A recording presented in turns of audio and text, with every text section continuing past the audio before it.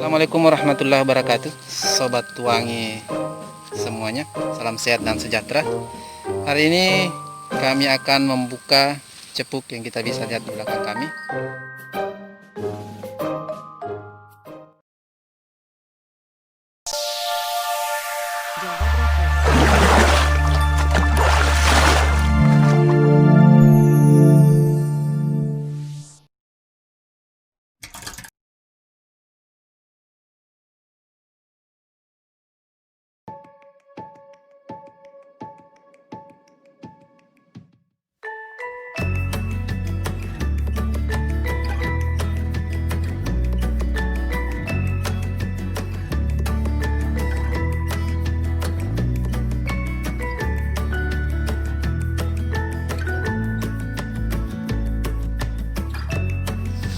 Salah satu hal yang menyulitkan kita sebagai petani tanaman nilam dan mungkin bahkan semua tanaman-tanaman yang lain yang kita budidaya adalah perkara gulma.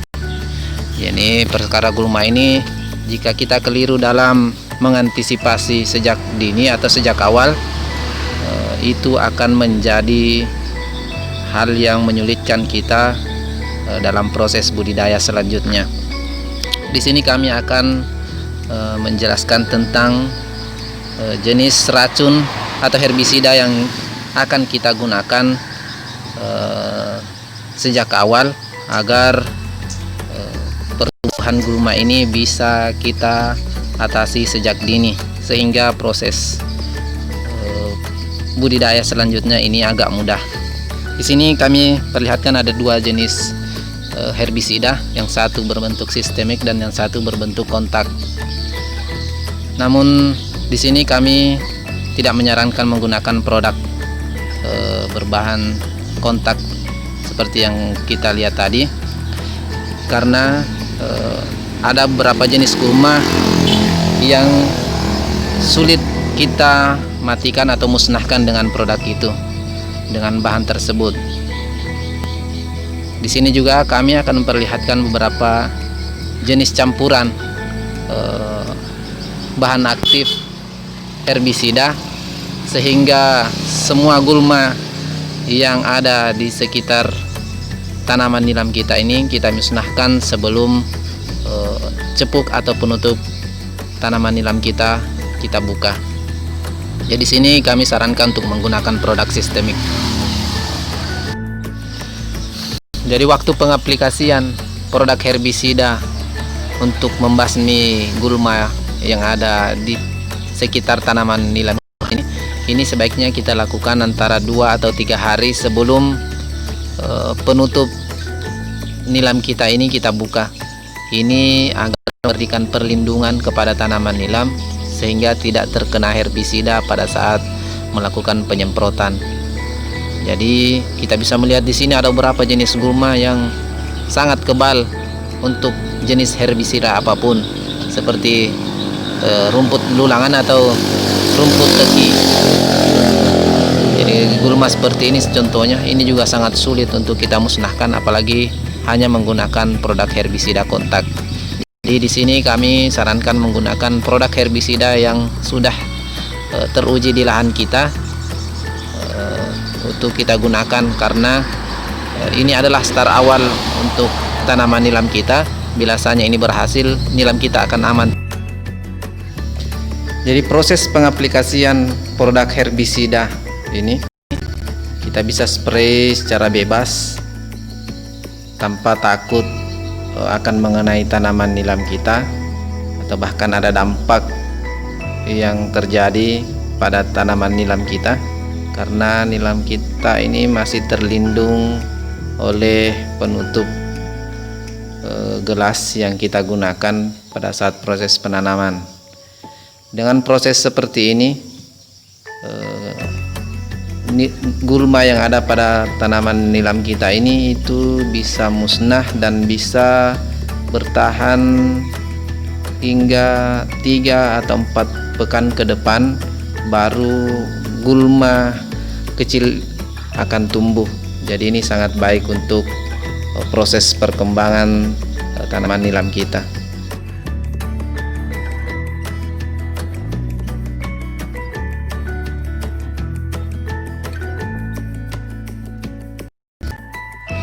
Selanjutnya pemberian kapur atau dolomit seperti yang kami perlihatkan di sini.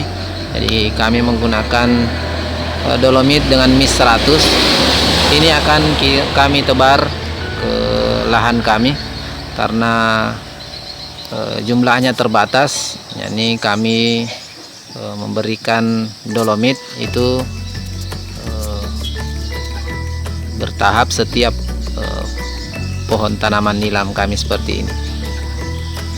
Jadi ini sangat baik untuk meningkatkan kadar pH tanah kita, ya, terutama lahan yang sudah pernah dilakukan atau ditanami jenis tanaman lain, sehingga ada perubahan pH pada tanah kita yang diakibatkan oleh penggunaan zat kimia yang sudah berlebihan, misalnya penggunaan pupuk atau herbisida, sehingga tanah kita kadar pH-nya rendah, sehingga pertumbuhan nilamnya itu bisa sedikit lambat. Dengan memberi dolomit seperti ini, mudah-mudahan pH-nya meningkat dan perkembangan dan pertumbuhan nilam kita ini juga bisa lebih baik. Dan inilah contoh hasil setelah kami melakukan pemberian dolomit pada tanaman nilam kami, yang jika mungkin memiliki stok dolomit berlebih, itu bisa kita hambur ke seluruh permukaan tanah agar seluruh tanah kita ini kadar pH-nya bisa baik dan meningkat, tidak hanya terbatas di area sekitar tanaman yang nilam kita yang kami beri dolomit.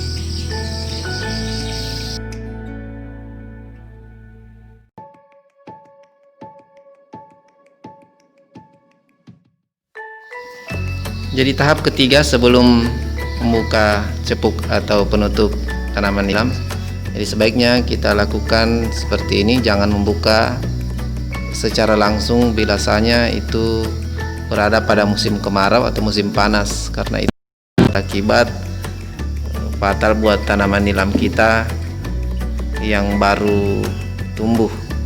Jadi sebaiknya kita longgarkan saja gelasnya seperti ini. Jadi semua penutup pada tanaman nilam kita ini kita longgarkan agar tanaman nilam yang baru tumbuh ini bisa sedikit beradaptasi dengan cuaca di sekitar atau di luar dari penutup gelas yang kita gunakan. Hal ini sangat baik untuk pertumbuhan tanaman nilam kita. Jadi kita tinggal menunggu beberapa hari setelah kita melonggarkan penutup nilam ini, baru kita buka secara full, dan itu ditandai biasanya gelas-gelas seperti ini akan tegak lurus berdiri sebagai bentuk bahwasanya tumbuhan di dalamnya sudah besar dan tegak.